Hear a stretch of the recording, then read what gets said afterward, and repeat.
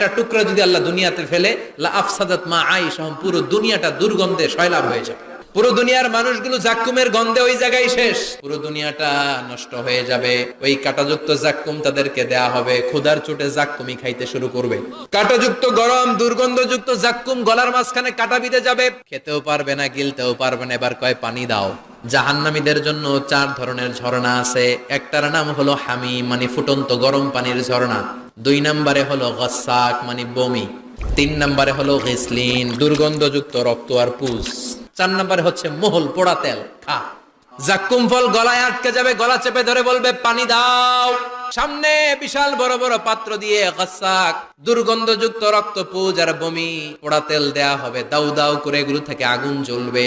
তৃষ্ণার চোটে এগুলোই খেতে চাইবে। এগুলোর পেয়ালা যখন মুখের সামনে আসবে, এগুলোর উত্তাপে গালের গোশত, চোখের গোশত, কপালের গোশত গুলো ঝলসে ঝলসে পানির মধ্যে পড়ে যাবে।